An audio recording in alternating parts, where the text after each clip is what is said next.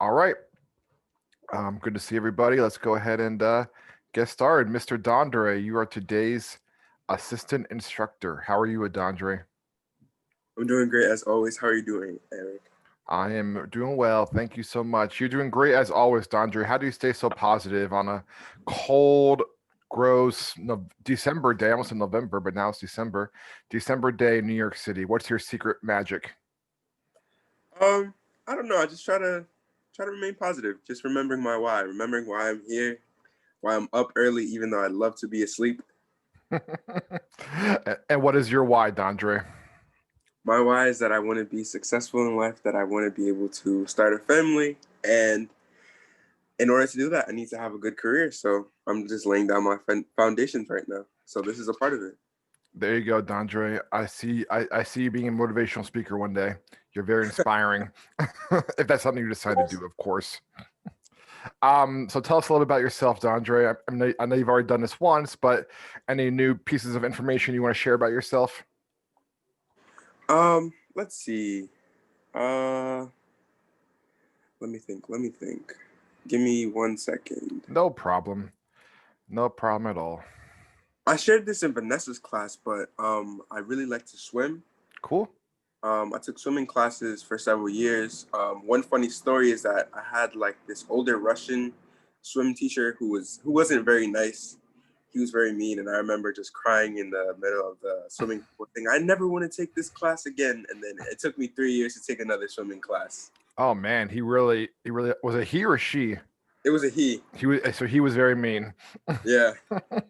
So do you swim competitively?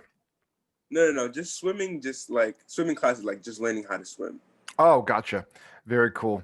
Yeah, I grew up at my mom was worked at a YMCA, so I've been like swimming since I was like 1 or 2 years old. So I also really enjoy swimming. Very cool. Do you like swimming in the ocean or the or a pool or both or don't care? Honestly, I really don't like swimming at the beach. I'll swim at a lake, I'll swim at a pool. I just don't like the sand. That's the only problem. Totally get it for sure. Understood. So what is the question that you want to ask our group today?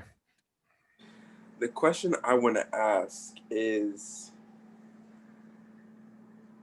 have you figured out your why yet?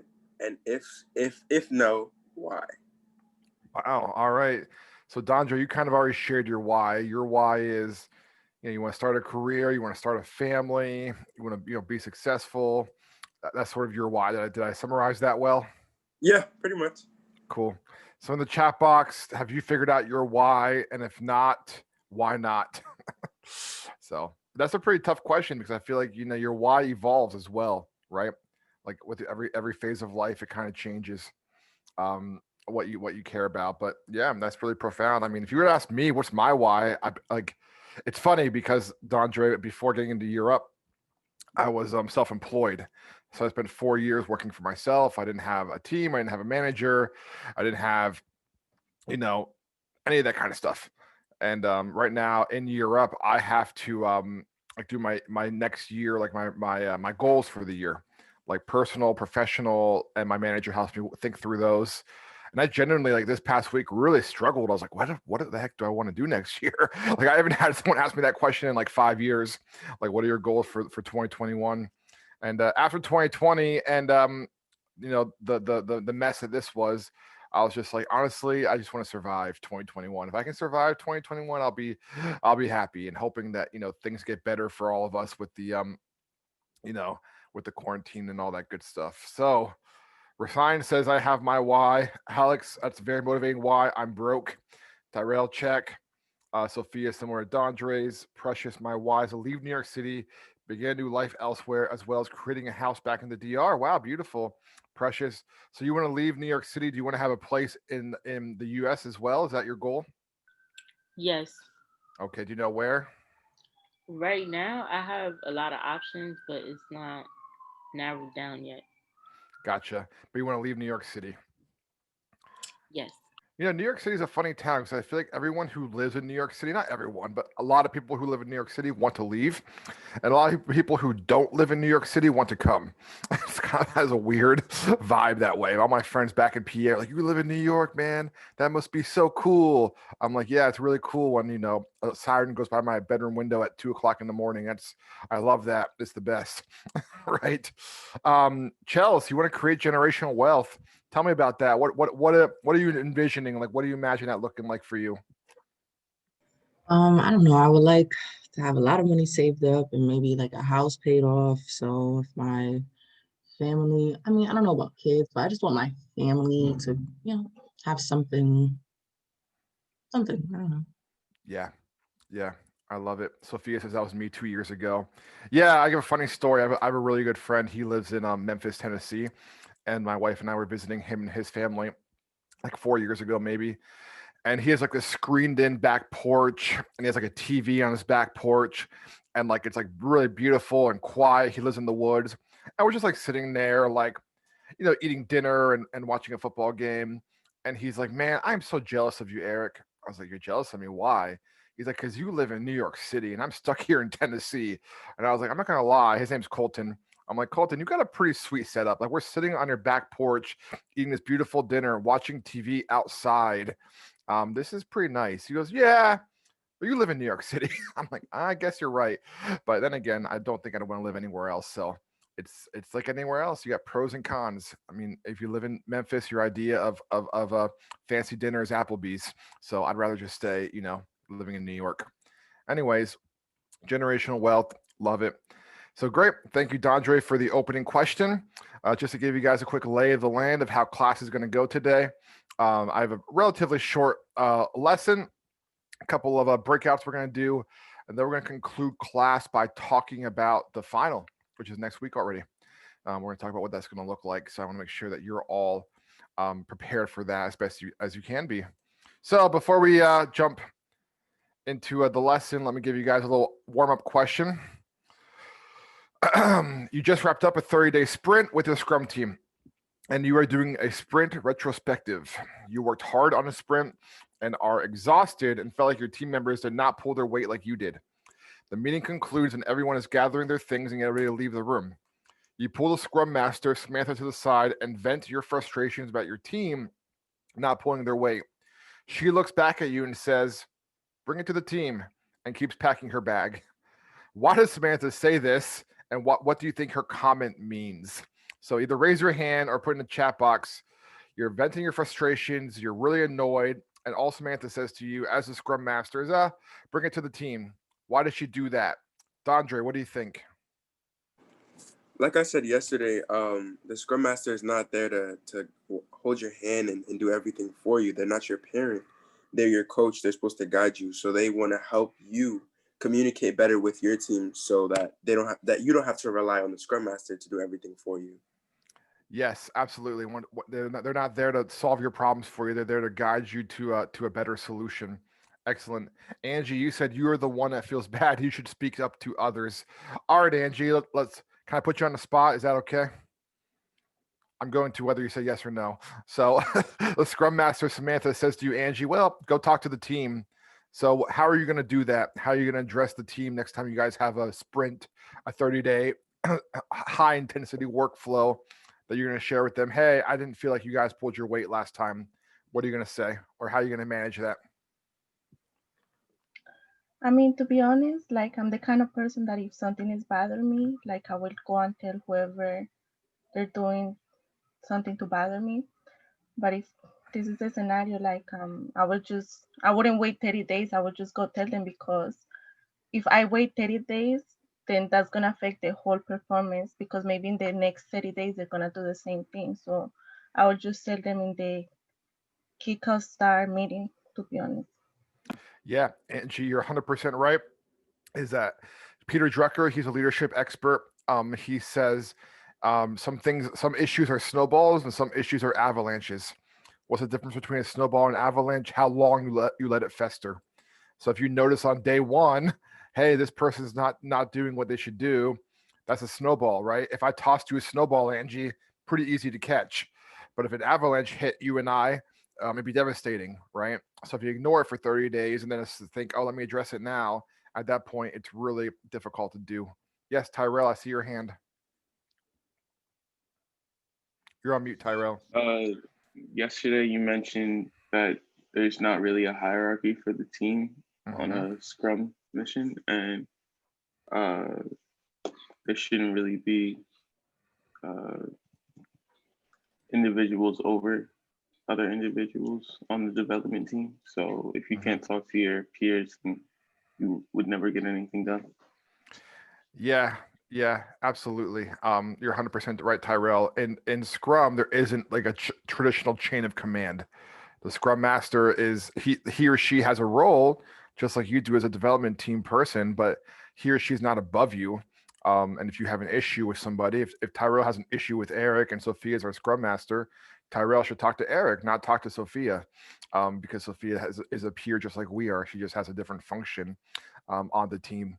So yeah, excellent answers. I drove back last night from Maryland, um, from my in-laws place, and that's why I have bags under my eyes today because I only slept for about 4 hours. But thankfully, I have this to look forward to later in my office. See, this is what every working dad needs right there. That's my nap chair. So I'm gonna go lay in that around lunchtime, and for like 30 minutes. That's all I need, maybe 20.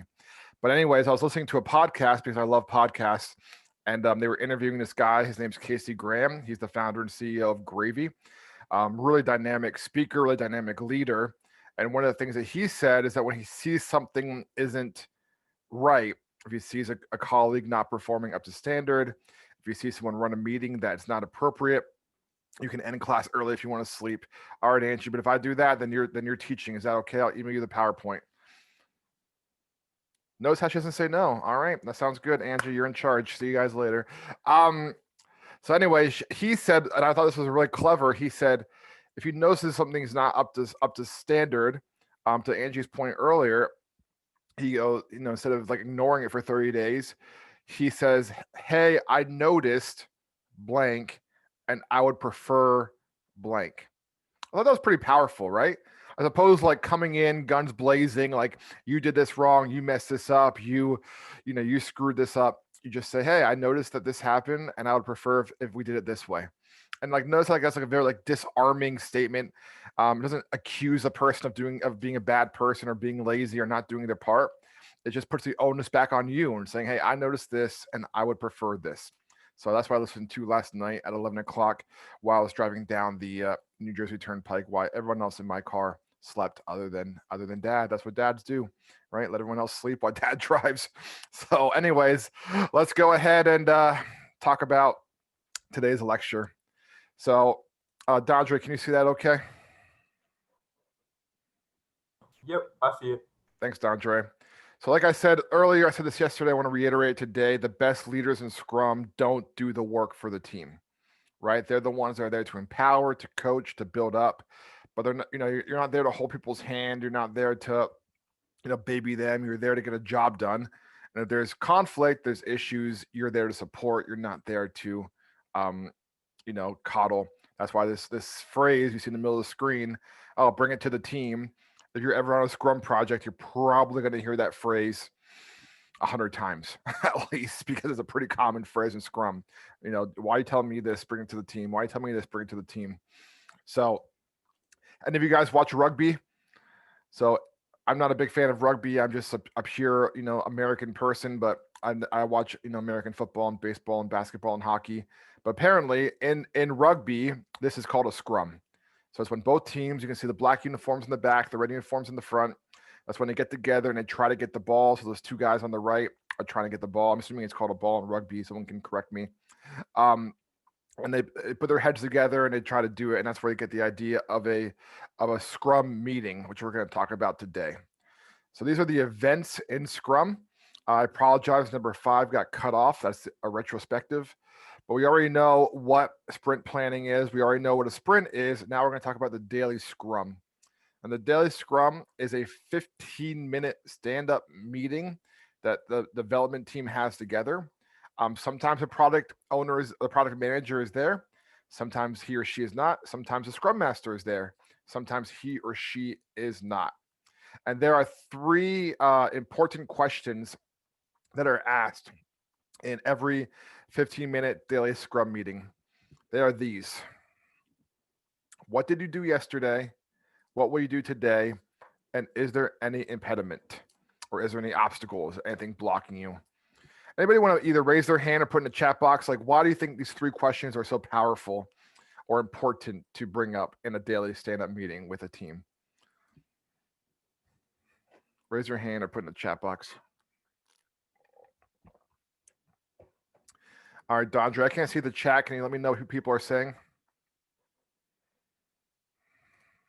Yep. Oh, you cut out there, Dondre. Do you want me to read it out to you? Oh, never mind. I was actually able to pull it up. Okay. But thank you. So, Brian, you said accountability. You're absolutely right. These three questions, I mean, they're very simple, but they provide accountability to everybody on the team. What happens, Brian, if you do a 15-minute stand-up meeting and you just spend the 15 minutes shooting the breeze and talking about the news, the sports, and the weather? What happens to the team, Brian? They start getting complacent or like lazy. Mm-hmm. Yeah, because it just then turns into a powwow, right? Or coffee hour. It's not an actual working meeting. And Justice, you had an interesting comment, which I like. You're building a working mindset. What is a working mindset, Justice?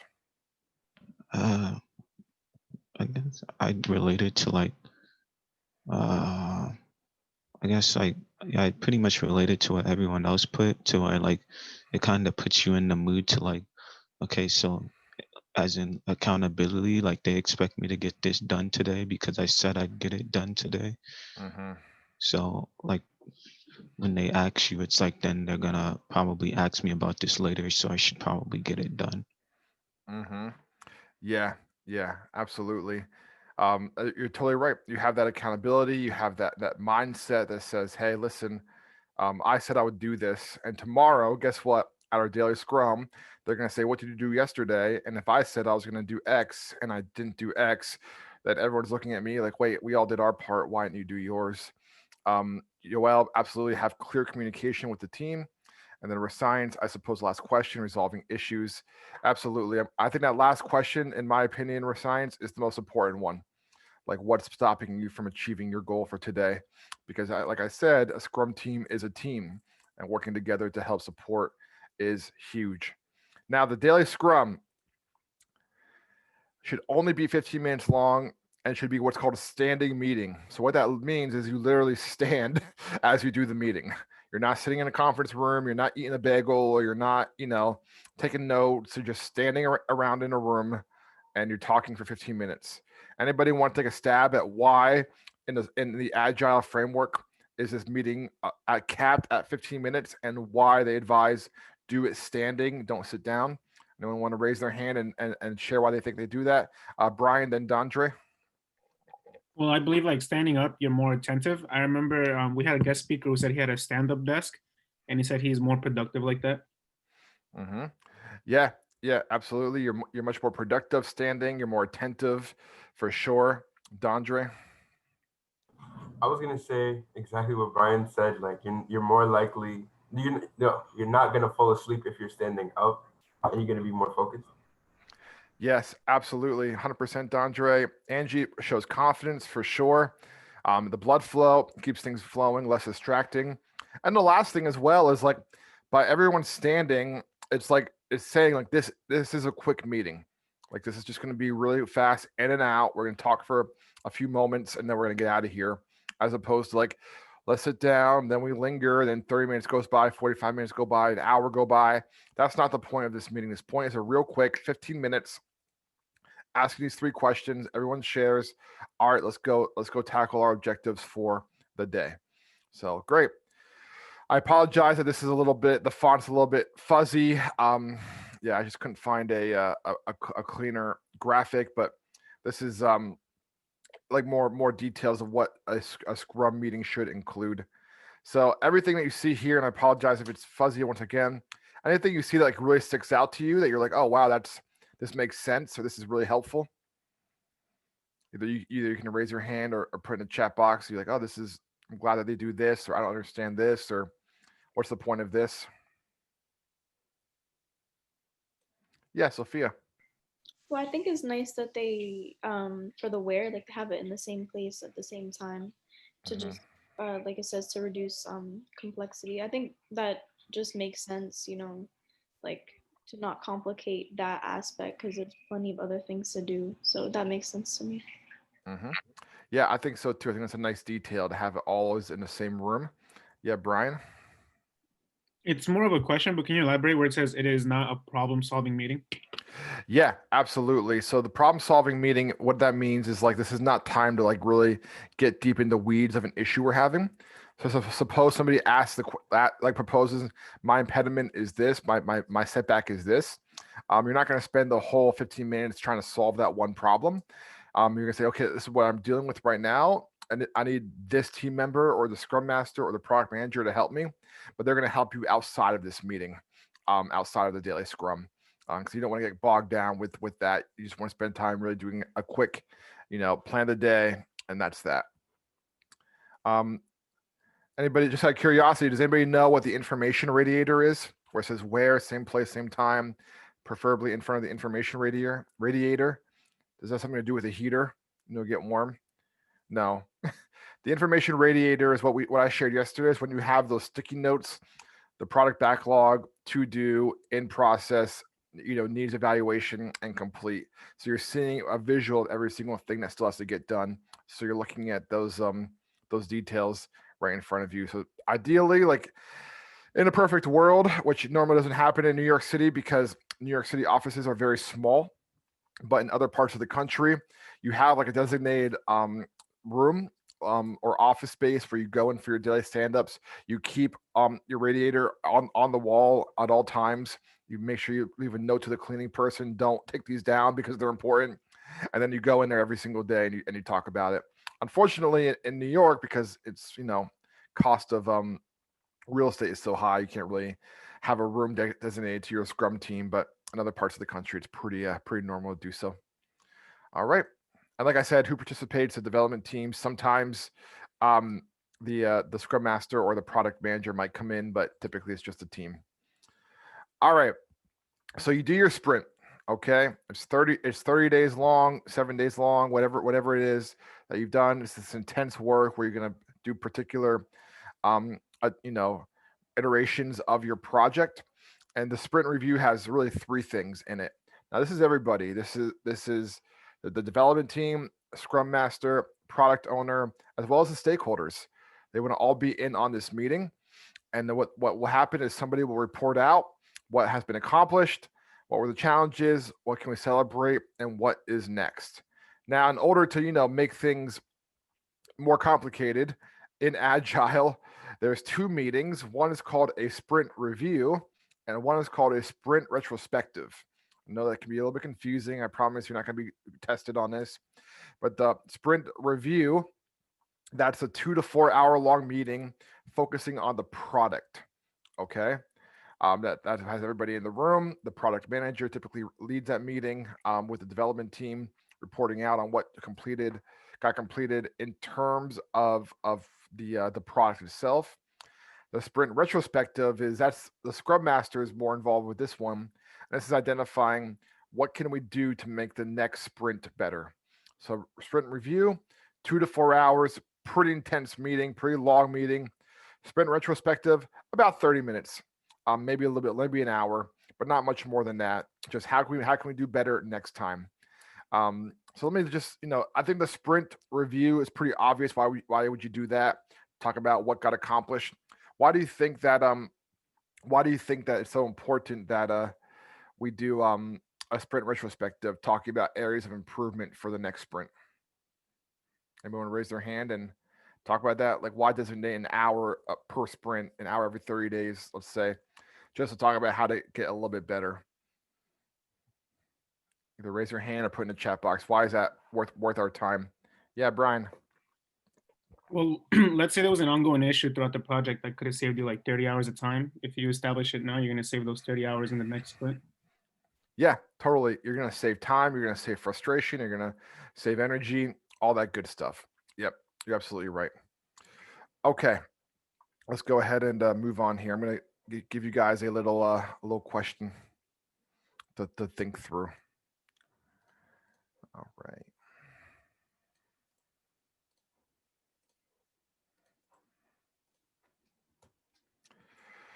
Okay, you're at your sprint review regarding the Europe app. This is what we discussed yesterday. This past sprint, things did not go so well as you were offered 2 weeks for the holiday, and even though you're planning on installing the messenger function, the alert function on Schoology, and office hours and links this iteration, all that happened was the office hours and links. So you only got 1/3 of what you want to get done. We're at the sprint review, and you are presenting the results of this sprint to the stakeholders. How do you deliver the news that we didn't succeed in all of our goals this sprint while still ensuring we will at our next sprint? Now, keep in mind, this is our first 30-day sprint, and the stakeholders are looking at us like, wait, you only got 1/3 of what you wanted to get done. So, anybody want to be brave and in 2 or 3 sentences?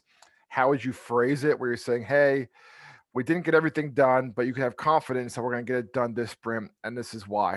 I'm going to give you 30 seconds to think about your answer, and then I'm just going to cold call somebody because everyone's being too quiet for my liking, and I keep hearing from the same 3 or 4 people. So be prepared with your answer. Write it down if you need to.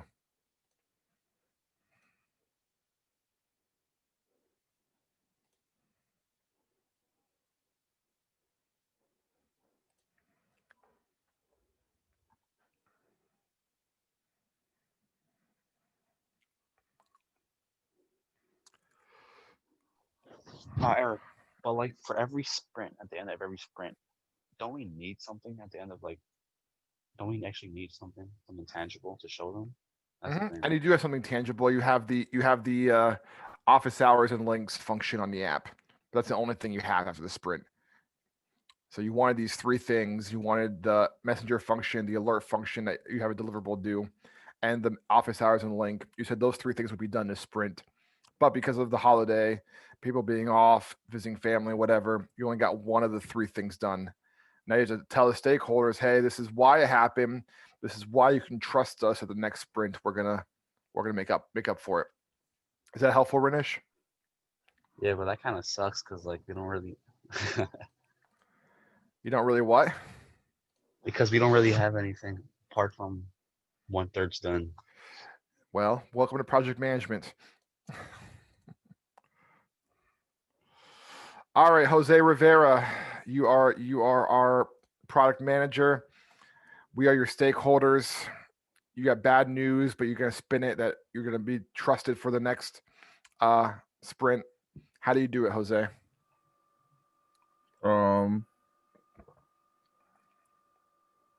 Well, to deliver the news, I think you just have to be upfront to the stakeholders. Just get it out the way. And just, I guess, focus on what you're gonna do next time. Yeah, but I want you to imagine like you're telling us this news. How would you address it to us if we were all sitting in a room together? Oh, I'll just say, well, we only got 1/3 of the job done because we were off for 2 weeks for the holidays. We're gonna try to plan to install the messenger function and the alert function as soon as possible. You know, I don't know. That's all I have so far. That's okay. No, I mean I appreciate one of the values of Scrum is actually openness. So yeah, what Jose did was he was honest. Like, listen, we had this 30-day sprint. It wasn't very well planned out because half of those 30 days we were on vacation. Therefore, we only got 1/3 of the goal accomplished. So we were transparent. Alex, how would you do it? Well, maybe like if before that meeting, at any point, you know that you're going to not be able to like hit the deadline, then I would, make that obvious. If we're working on Scrum like Agile, that's like I wrote about this on the post last night. Like you want to promote transparency when you're doing the Agile method because then that allows the most. That's like the definition of the Agile where it's constant change and you're always trying to improve on the process. So as soon as I know that we're not going to be able to hit that goal that we set, I'll just tell everybody that needs to know, hey, we're like behind schedule on this. We could use help in these areas, but we're good here. And I think, this is the new date where we can, so, we just to not waste everybody's time and keep everybody involved in the process and make it as agile as possible, I guess. I love that, Alex. I think you're really onto something. So imagine if your 30-day sprint, you had 1 week, then 2 week break, and then 1 week after. Maybe you realize on Friday after that first week, wow, we're definitely not going to get all three of these things done. So why not just break the news now before the break? Hey, just so you know, like realistically speaking, we're only going to get one of these three products finished by the end of the sprint. Just wanted you to be aware now. And Merry Christmas, Happy New Year, goodbye. Like I think it's just better to be up front, because I don't think you want to show up to the meeting and have it be a surprise to anybody. Wait, what? You guys aren't done? Like what's the deal here? So excellent leadership, Alex. I love it. So what I want to do now is there's 5 core values of Scrum. I just put them in the chat box: courage, focus, commitment, respect, and openness. So courage, I mean, we all know what that means. You have the ability to do the right thing on tough problems. You don't just, cower away like, I don't want to do this. That's someone else's job. It's too hard. Focus. I'm sure you guys are noticing that a lot with the Scrum methodology. There's a lot of intentionality around, let's just focus on the main things, not get bogged down in too many other details. Commitment. We are determined to achieve this goal together. Nobody's on this team just doing it haphazardly. Respect, I think, is a really important one. That all people, whether it's the development team, the scrum master, the product owner, the stakeholders, we all deserve to treat each other with respect and openness. As the last one is what we're talking about here, that you're transparent with everybody along the way. There's no reason to kind of keep secrets or lie about things. Just be honest and be transparent during the whole entire process. So do me a favor in the chat box. Which one of these sticks out to you? Like, do you think this is your favorite one of these 5 and you're glad that's part of the process?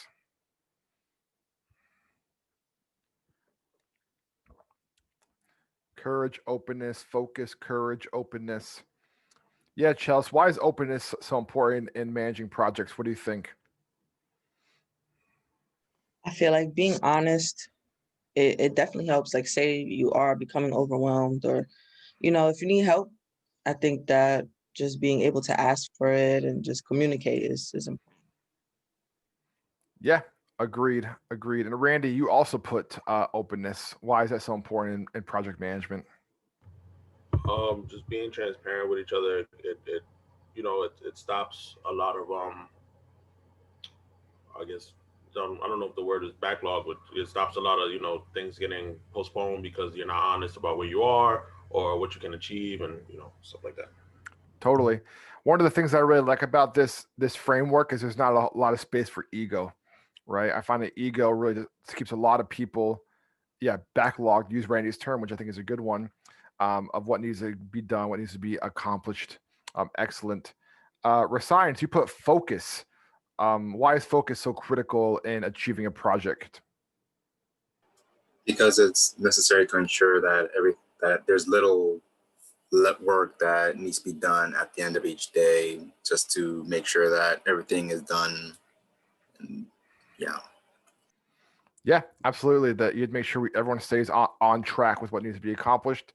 If you guys recall from the previous unit on waterfall, scope creep is very real, and if you don't keep focus, you end up get distracted by things that are not helpful to the end product. Ranish?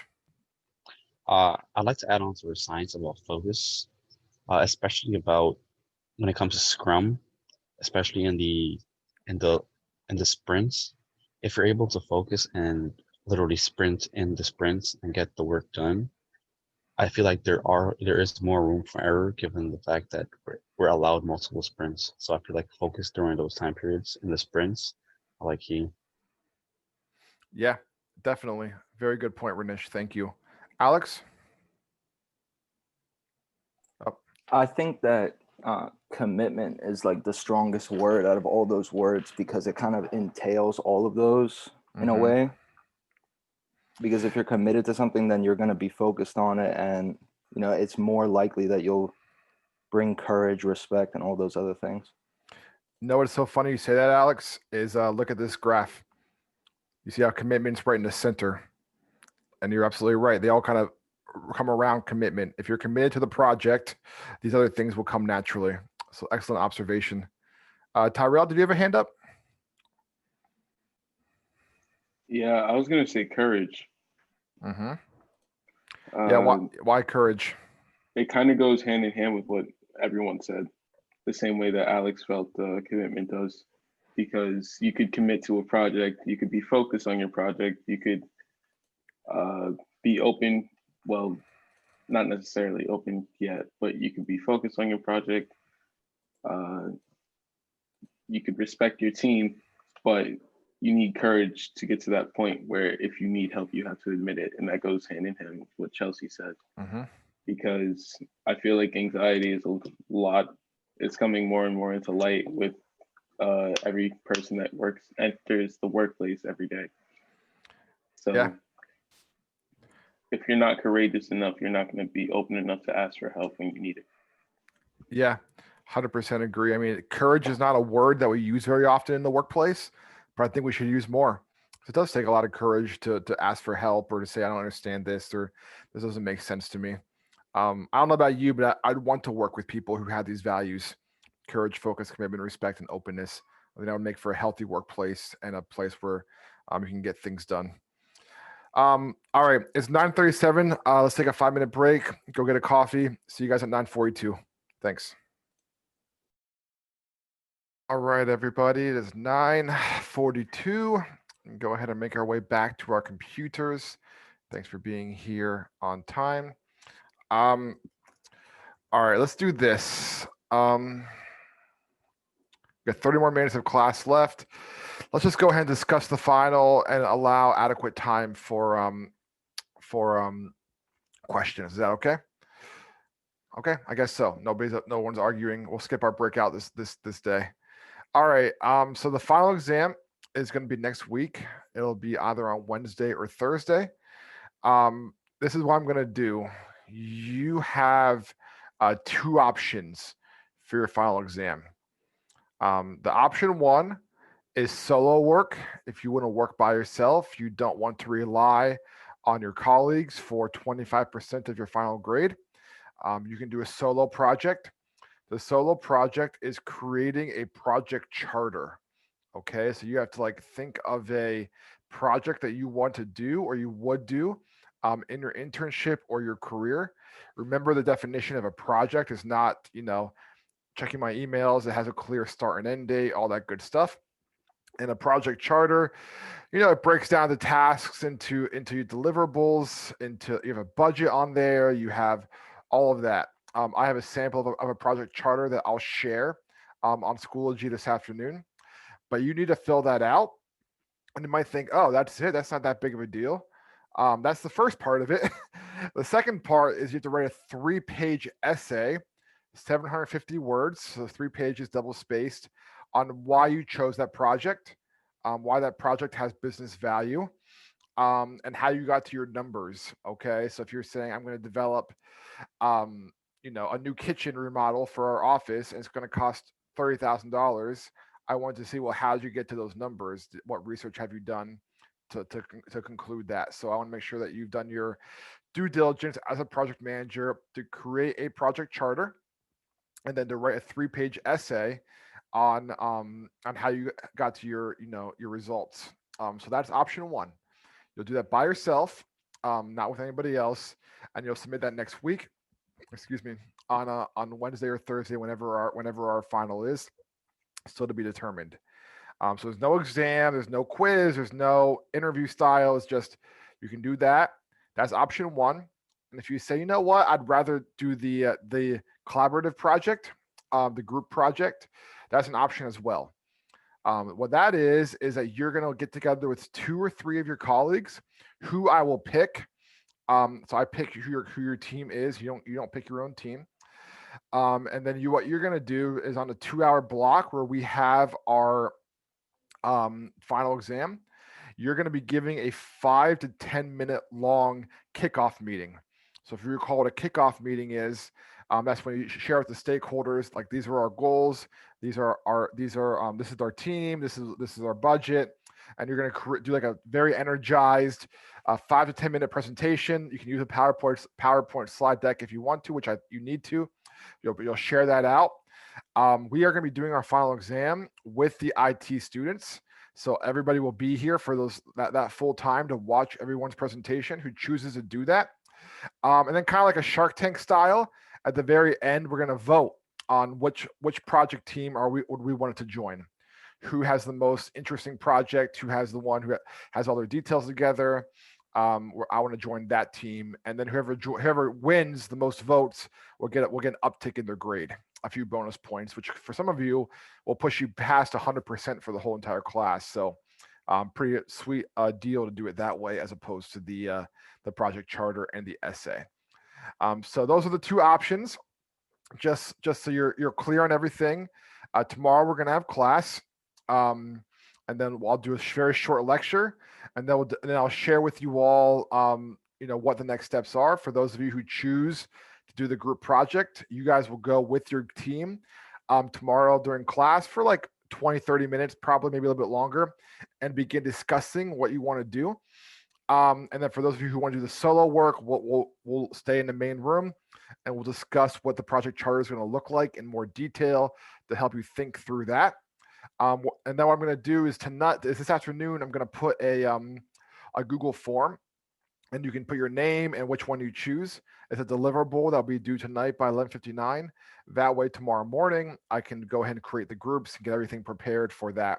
So that tomorrow's class will be a very short lecture, and then most of the time, half the time probably, designated to you and your team if you do the group project, or you by yourself with me if you want to do the project charter, explaining how that works. Monday's class, the whole class is designated to that. The group will be able to work together for the whole hour, 15 minutes. The solo people will stay with me and I'll be able to help them out a little bit. But primarily will be like an async sort of day, but we'll all be here on the call. And then Tuesday, kind of TBD. We'll see how everyone's feeling. If everyone's feeling confident that they, are prepared to submit their work, then great. And then on Wednesday or Thursday, whatever day that is, our 2-hour block, everybody needs to come, whether you did a solo project or a group project, to observe your colleagues give their kickoff presentations. And at the end, we vote. We think this group did the best presentation, and then they get a little bonus points. There are no bonus points, like I said, on the solo work. So those are your options. You can either say, I want to do a charter with a 3-page essay, 750 words, or I'm going to collaborate with 2 or 3 of my colleagues, and we're going to do a presentation on an idea that we have for a project. Question: what if my teammates don't pull their weight? Yeah, thanks, Angie.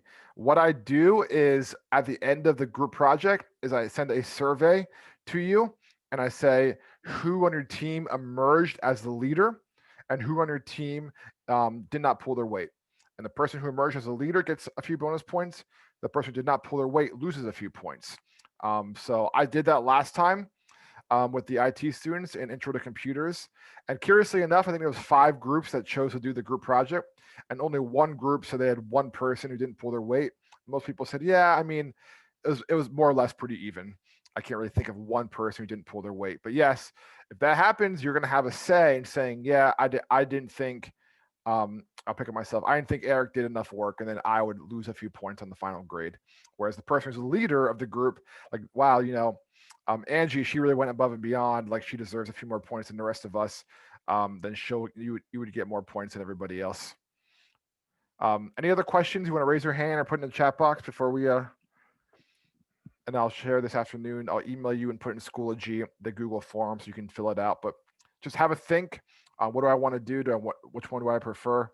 And like I said, I'm designate time tomorrow, Monday, and possibly Tuesday to let you prepare for your final.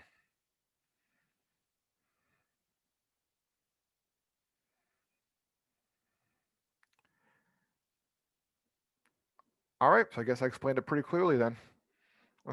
So, like I said, there is no, whatever you prefer. I know that some people, this is my thing, guys, is like, I don't think personally it's fair for instructors to force group work that's grade bearing on people. I just don't think that's fair.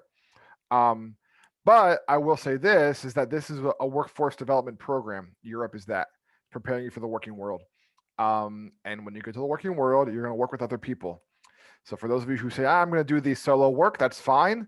But if I were to say which one of these is going to benefit you in the long run, I would certainly say the presentation would benefit you in the long run. But if you're like, no, I'm not trusting anybody in this room with my final grade, that's fine.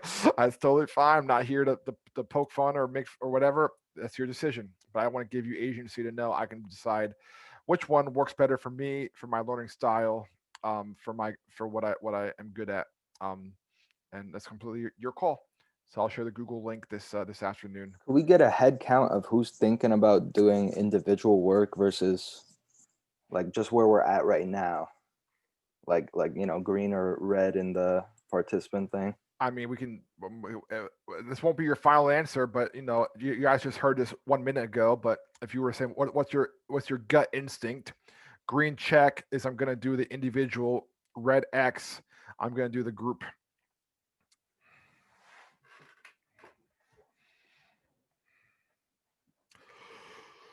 Looks like an overwhelming amount of people said I'm going to do the individual one, which is surprising because to me that's a lot more work, but that's fine. That's what you want to do.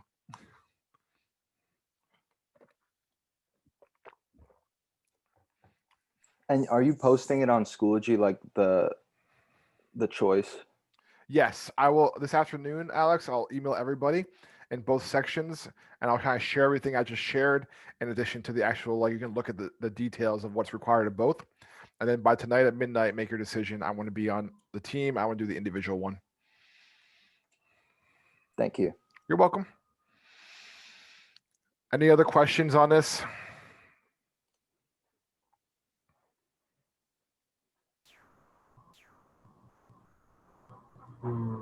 Going once, going twice. All right, Mr. Dondre, thank you for being an excellent assistant instructor. The only thing that I'm upset about is that you dressed nicer than the instructor did, and that made me look bad. But it's okay. I won't dock your pay, I promise. So do me a favor and read out our deliverables, and then we'll call it a class. Can you hear me okay? Yes, sir. All right. Decide if you want to do group presentation or solo project charter by tonight at 11:59 p.m. Link will be on Schoology and emailed to you this afternoon. Respond to at least 2 posts on the discussion board by Thursday night at 11:59 p.m. Elevator speech video due Thursday at 11:59 p.m. Thank you, sir. Appreciate you. I hope when COVID's all said and done, we can go enjoy a nice, pool or lake, or I would say beach, but you don't like the beach, but I get it. I think some beaches are very gross as well. Like there's Orchard Beach here in the Bronx, and yeah, I don't get in that water. I'll go to like the sandy part, but not the water. So, but I like the Jersey beaches. I think are very nice. People have controversial views on them, but no Bronx slide. I live in the Bronx, bro. Anyways, all right, guys. Thank you so much. Have a wonderful rest of the day. Great being with you. Take care.